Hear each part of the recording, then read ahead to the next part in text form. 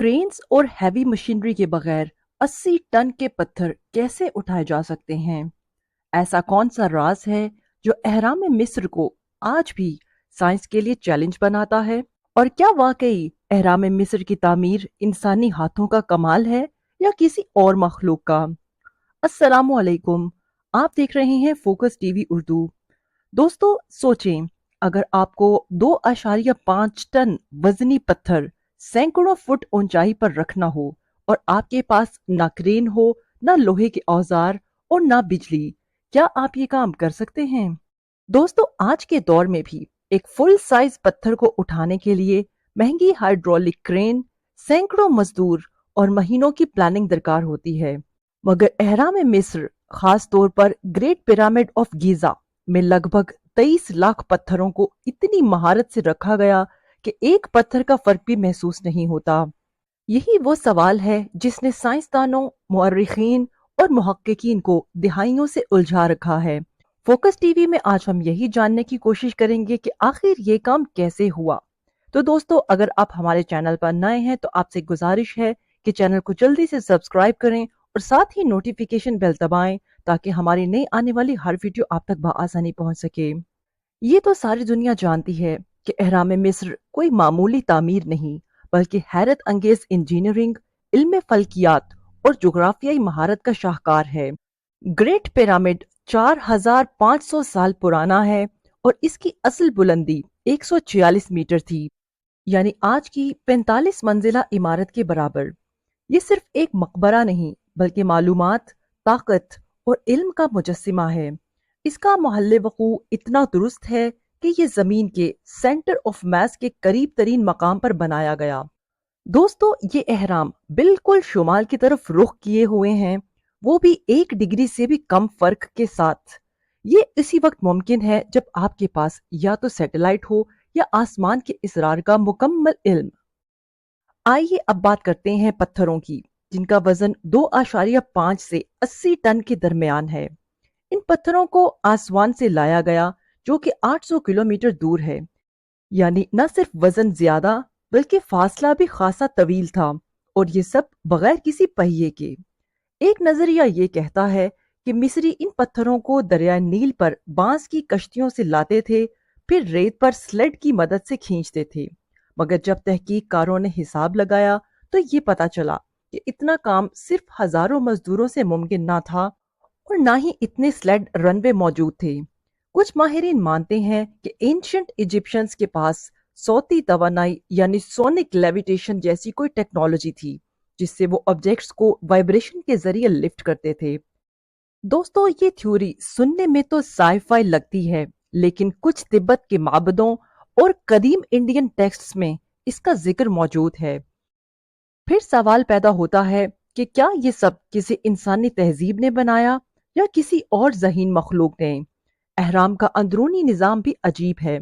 कोई रोशनी का निशान नहीं, कोई धुआं या चिराग का निशान नहीं। तो काम कैसे होता था? कुछ लोग कहते हैं कि कोल्ड लाइट या रिफ्लेक्टिव मिरर्स का इस्तेमाल किया जाता था, जो अभी तक तो मुकम्मल तौर पर साबित नहीं हुआ। आपको ये जानकर और भी हैरत होगी कि अहराम के अंदर जो ग्रेनाइट पत्थर इस्तेमाल हुए हैं, उनमें पाइजो इलेक्ट्रिक प्रॉपर्टीज हैं, यानी जब उन पर दबाव डाला जाए तो वो बिजली पैदा करते हैं।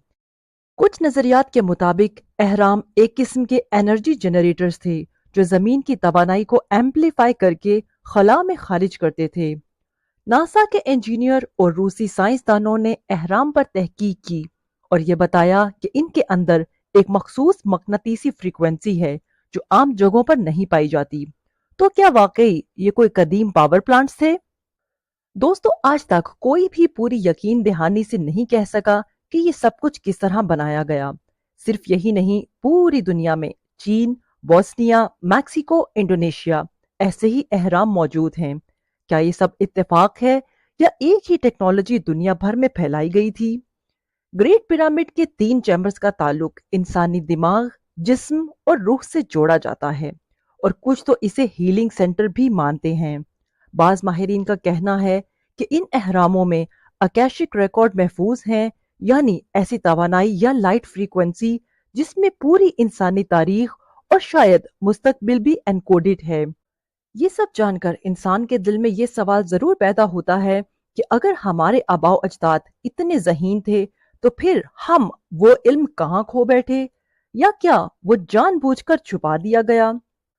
اہرام میں مصر میں استعمال ہونے والا لائم سٹون کنڈکٹیو ہوتا ہے، یعنی بجلی کی منتقلی ممکن ہے، اور اندرونی چیمبرز گرینائٹ سے بنے ہیں جو پائزو الیکٹرک ہیں۔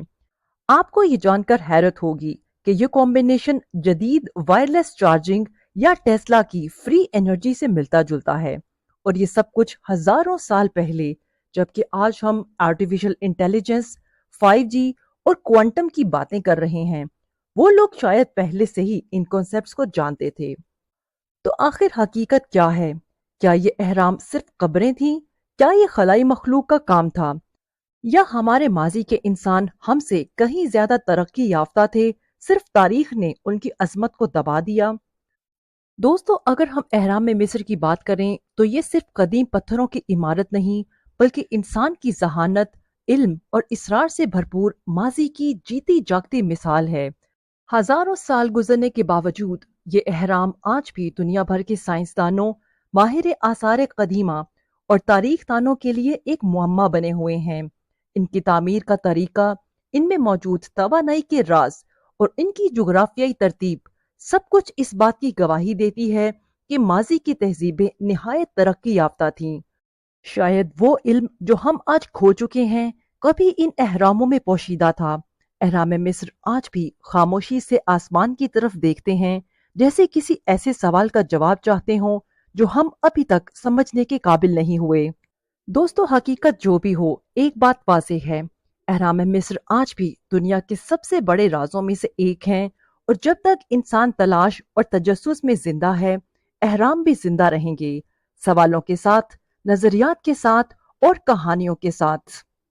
تو دوستو، یہ تھی ہماری آج کی ویڈیو۔ آپ کو یہ ویڈیو کیسی لگی ہمیں کومنٹ سیکشن میں ضرور بتائیں، اور یہ بھی ضرور بتائیں کہ آپ کو کیا لگتا ہے کہ اہرام مصر کسی انسان یا انسانی آبادی کی تخلیق ہیں، یا کوئی جنات یا ایلین جیسی مخلوقات نے انہیں تعمیر کیا؟ ہمیں آپ کی رائے کا انتظار رہے گا۔ ہم آپ سے ملیں گے اگلی ویڈیو میں۔ اپنا اور گردنماہ کے لوگوں کا خیال رکھیں۔ شکریہ۔ اللہ حافظ۔